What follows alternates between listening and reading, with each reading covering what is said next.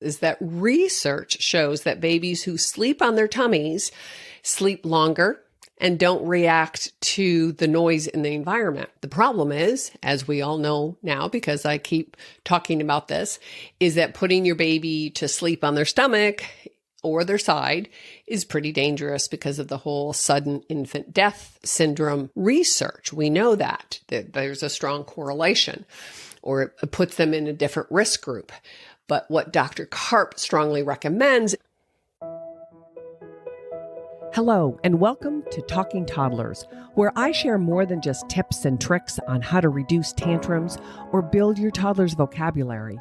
We're going to cover all of that, but here, our goal is to develop clarity, because in this modern world, it's truly overwhelming. This podcast is about empowering moms to know the difference between fact and fiction, to never give up, to tap into everyday activities so your child stays on track. He's not falling behind, he's thriving through your guidance. We know that true learning starts at home. So let's get started.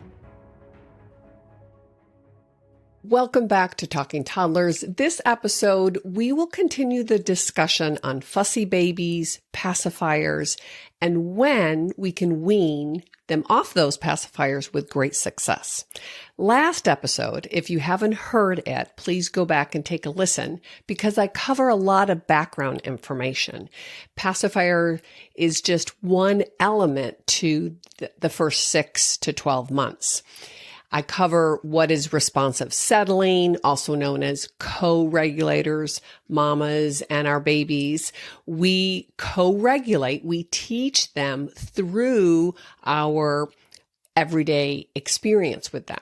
I also discuss what are possible side effects with extensive use or overuse of the pacifier, and then how can we make a plan? A strategic plan that we can introduce the pacifier knowing that there's an exit route. I talk also about how to read your baby's tired signs, much of which you've heard before in the past, but it's important to understand that we get in sync with our babies and that we learn how to pick up on what are they communicating through their nonverbal language and their verbal language, right? Their cries and their fussiness, they look different in different times of the day.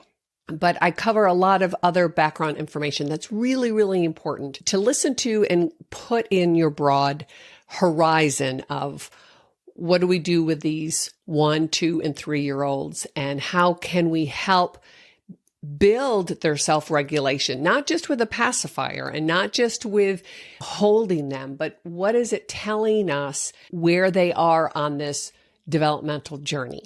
So part 2, let us start here. These strategies can be used at any age, and I'm, primarily focusing on the 0 to 3, but if you have an older child, you can put this into your plan of action as well.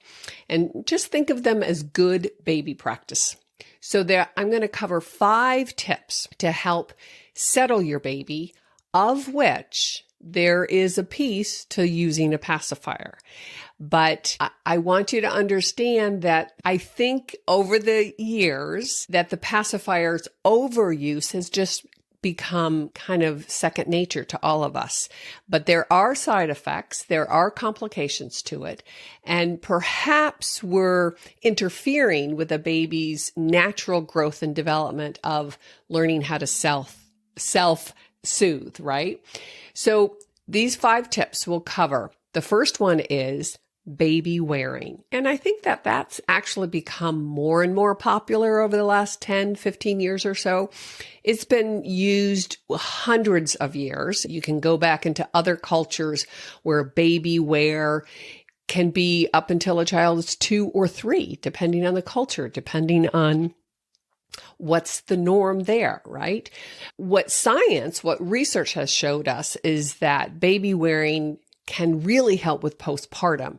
Not necessarily postpartum depression, that can be part of the puzzle. But what I'm referring to is more getting as the new mama, our strength back. And baby wearing is sort of like a mini workout. And so it's helping us on different levels. The simple act of wearing our baby on our body with a little extra weight can really build our recovery plan, build our core, rebuild our pelvic floor, all of those kinds of things. At the same time, your baby is also benefiting staying close to home, right? He just left, or she just left your womb, and listening to your heart, smelling you, hearing your breath, your vibration in your chest, all of that can really help them transition into this big wild world of ours, right? And a lot of people in some of these research articles regard it to kind of a squat workout, but you're just sitting on your couch or walking in your kitchen or doing laundry or slowly getting your strength back in your home with your baby. You can do it gently and you don't have to go to the gym. But that's a big perk. That's a great strategy. The second one is that baby wearing helps to reduce any kind of flat head issues, right? The whole back to sleep issue in the 1994, where we have to put our babies on their backs and there's a lot of flat head going on. And so that can help compensate or balance out by wearing them, or baby wearing with you close to your body. The third thing about baby wearing is that it strengthens on the baby the same core muscles that you and I are striving for tummy time. Remember the back to sleep issue, where we have to then do structured, strategic tummy time.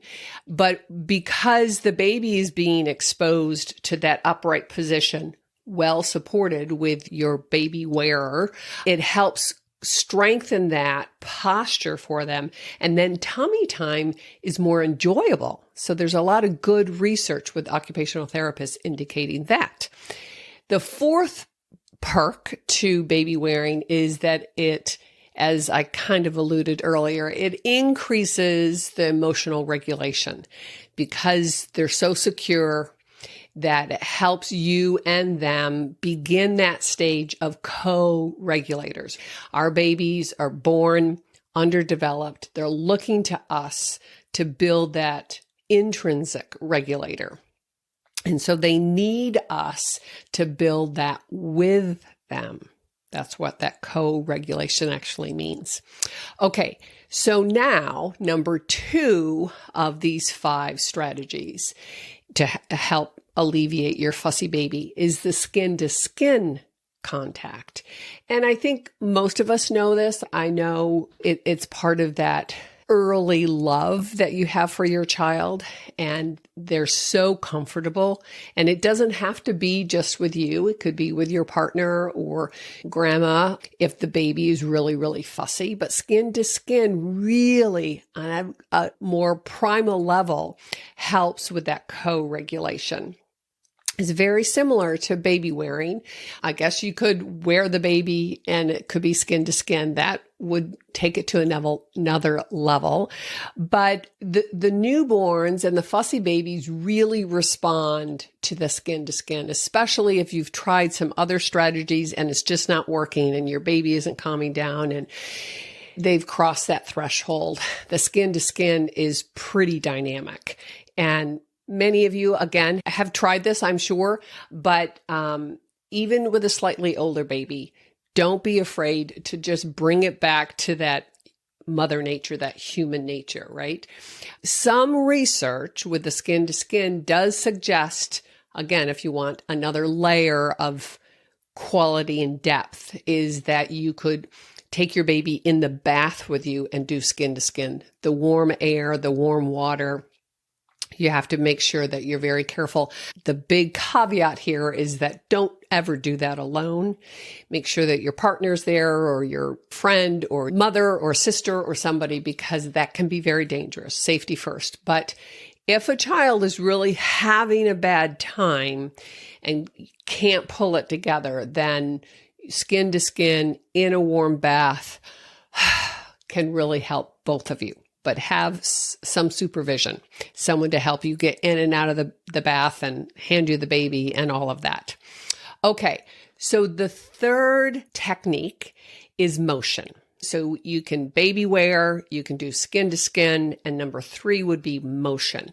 Again, I think all of these are common pieces of knowledge, but to be able to put them all together. I just want moms and grandparents and dads to remind you that there are different forms of motion. Every baby will respond differently. So some babies just like baby wearing, and that whole kind of walking about your house or sitting down, standing up, all of that is enough for them to self-regulate. Bouncing on the corner of the bed. This was a big one that my daughter liked. I didn't do a lot of baby wearing 23 years ago. Wasn't necessarily a big part of our culture at that time. Think that it's come back in vogue, and I think it's brilliant. Some children like the infamous car ride. My daughter hated car rides. I know, it's hard to believe. It's true.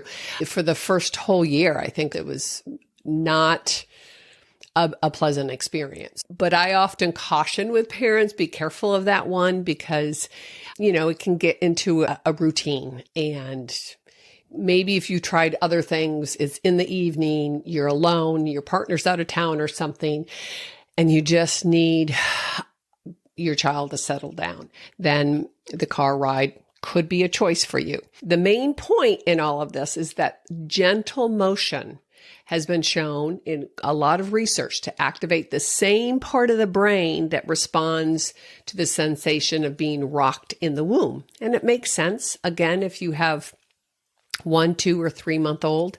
But in that second chunk from 3, 4, 5, 6 months, that a lot of babies will stop crying just simply when you stand up, if you're holding them.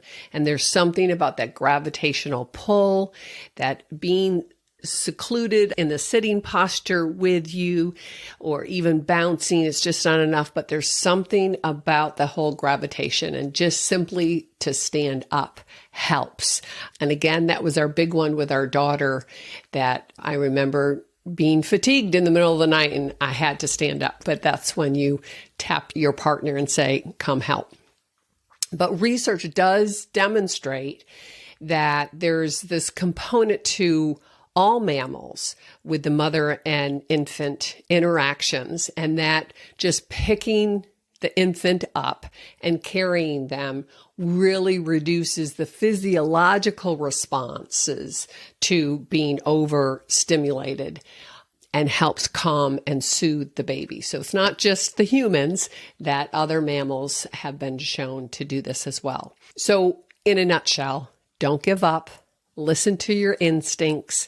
Most of all, breathe, right? Regulate your breathing, because your baby's going to follow that. Take your lead. Bring your heart rate down. Breathe in 5 counts, exhale 6, 8, 10 counts to help get the groove, the mood, right? Okay. Number 4 of these strategies to help a fussy baby is to switch environments. And I've, again, talked a lot about this with slightly older kids, right? But to go outside. And it's really, really important, because we forget in those first several months, especially, we kind of hunker down in the house and feel claustrophobic, and they feel that too. So all of these strategies can start to be weaved into your whole sleep bedtime routine, right? To go outside in the late afternoon, even if it's just for a few minutes. What research shows is that it startles their level of awareness, right? They kind of get stuck in this fussiness. And with this switch of air, switch of smells and sounds, all of their sensory systems shift just by simply going outside. And this positive distraction changes their mood, right? It's like they're more aware, like, oh, there's birds, or even if there's automobiles going by, or the coolness on their cheek, or the sun beginning to set, right? Even if you go on a porch or a patio, backyard, even at nighttime, just the coolness can help bring their level of awareness and distract them enough to take your lead and breathe into it, right? And I think I spoke on this about taking it outside. I think that was the name of the episode. Actually, it was episode 51. So if you want to go back and look at that, our modern life has brought us inside so much that we forget. Oh gosh, I haven't gone outside in 48 hours, or my baby hasn't gone outside. And we think, it's a baby. It doesn't matter. It does. And in the last episode, when I talked about fussiness and helping build that self-regulation, that self-soothing, it's about that circadian rhythm. So that's really key. And especially the morning light and then the evening sunset, if you can let your baby, even if it's like 2 minutes, see how the sun is changing, the light rays are changing, and we're shifting to a new phase of the day. You can take a quick little walk up and down your driveway, pick some weeds. I always say that. Sit on the grass, get the mail. Just a couple of minutes, 2 to 5 minutes. You both will benefit, I assure you. So whatever tools you start to try out, right, it's going to help both of you. And maybe if you have a list, you can just print it up and put it on your refrigerator, and you can really take a look at what are these strategies that are at my disposal that I can try to help co-regulate with my little one, right? So number 5 of these 5 steps is a big one. It actually refers to 5 S's. And this 5 S's was coined by a Dr. Harvey Karp, and you can look him up, K-A-R-P. But he is an older gentleman now, but a very famous pediatrician who really took all of this data that we have, this research and professional experience, and put them together for these 5 S's, just a simple way for you, mom, dad, grandparents, to keep in your mind, right? How to soothe your baby. And the first S would be swaddle. And like I've said before, that's a personal choice. Some babies like it, some babies don't. I always say give it a try, especially when they're very young, under 3 months, especially if your baby's really, really fussy. Maybe they just need that. Number 2 of the S would be the sh, even though it starts with an SH, but that whole sh, white noise. There's a lot of good articles on how the frequency of that, no matter what your voice is, the rhythm, it co-regulates it. You put it in maybe with the motion, right? Shh, shh, shh, shh, shh, shh, shh, shh, shh. It really helps, I think, most babies. But there's something very, very consistently helpful with that one. The third S would be the side or a stomach position.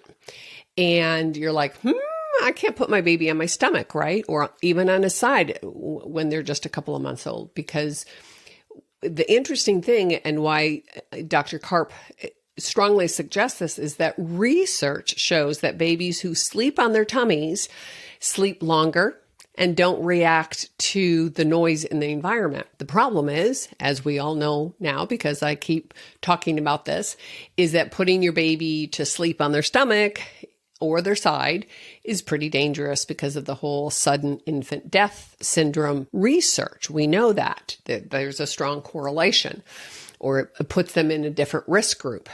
But what Dr. Karp strongly recommends is holding your baby in that supine position, because that will then activate the calming mechanism of that pressure on their on their chest, the pressure on their abdomen, and that soothes their internal system as well as yours. You're holding the baby, they start to calm down, you start to calm down.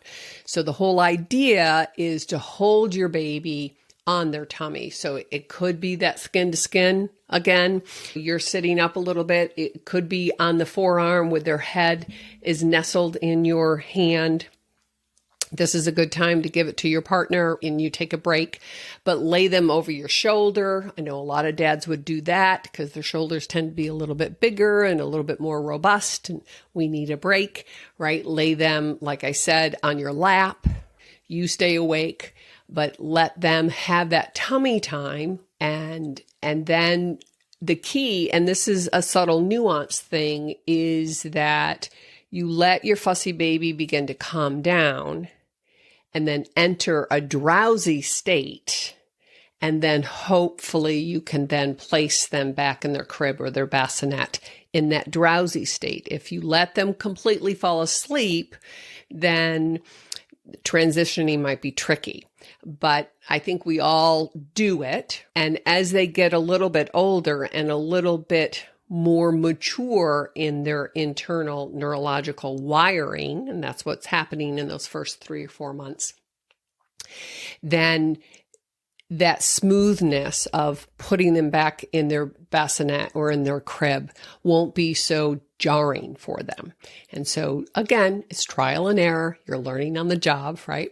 But number 4 of these S's would be to swing. And earlier I talked about motion in general, but go back and listen to your mother instinct, see what feels good to you and see what they jive with, right? But swinging motion, I know there's a lot of contraptions out there, baby bouncers and vibrating equipment and all of this.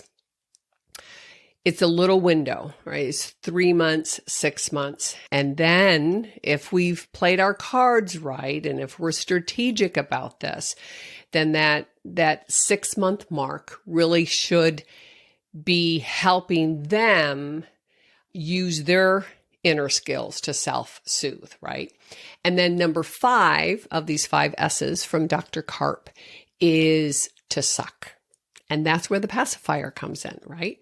So we finally get to that, but we can use all of these other techniques before we get to the pacifier. Or you can use these things in combination, but don't look at the pacifier, or I encourage you not to look at the pacifier as this quick fix, the easy peasy, I'll just put something in his mouth, right? Look at the environment, look at the timing, how long has he or she been awake? Keep in mind, it's our responsibility to co-regulate with them. And that's the way that they build their internal clock over time, over 6 months, right? And that's key here, because we don't want a 3-year-old to have sleep issues. We don't want a 4-year-old to have meltdowns every time he's a little bit extra tired. We want to build this for long term. It's not an immediate gratification kind of thing. Sometimes it is, and I get that, but it's really important that if we go into this with a strategic plan, with tools at our disposal that we can try, then it's only going to build a more stable emotional regulation system as they move into preschool age and kindergarten age and school age. There's a direct correlation to this. I've taken probably thousands of histories before when we have a 3-year-old who has complete meltdown and the speech and language is delayed and they have difficulty interfacing with their peers in the classroom because sleep has been so poor, and perhaps they're bad eaters or picky eaters, and it's just this bad cluster of errors. And so I'm always looking at what were those, especially that first year of life. How well were you able to get in sync with one another and then build finish building his neurological system on the outside of the womb, right? In this very, very busy, noisy, rambunctious world that we live in. So as you can tell, there's a lot of detail to cover on this topic, fussy babies and pacifiers. And I think you're all pretty much aware that mothering newborns, infants, toddlers, it's very nuanced. And one of my biggest clinical impressions over the years has been that our modern culture, our modern lifestyle has lost some of the finesse to understand those nuances. And I think it's mainly because we're driven for this immediate gratification, or perhaps we're rushing toward the next big thing. And I know many of us feel like we're pulled in so many different directions that we lose our sense of focus, that we get distracted. That's what this modern world is all about, right? And because of that, one of my primary focal points has always been to try to encourage all of us, but especially moms of newborns, to slow down, to be present, and to spend more time in the moment. So I will wrap this series up with a bonus episode to be released on Friday the 27th. And I will also have there the link to the guide that I promised called Learn to Self-Soothe for You and Your Baby. And it will have all of this information that I've covered in the last several episodes. And so if you haven't already, please subscribe so then you'll be the first to know when that bonus episode is released. Thanks again for spending time with me. I'm so, so grateful and excited to be on this journey with you and to be part of your inner circle. I know it's not easy, but if we sometimes just take that big breath, slow it down, it's not as complicated as the world would like to make it sound. So God bless. Have a great week. Don't forget to sign up and you'll get that bonus right away on Friday. Take care. See you next time. Bye.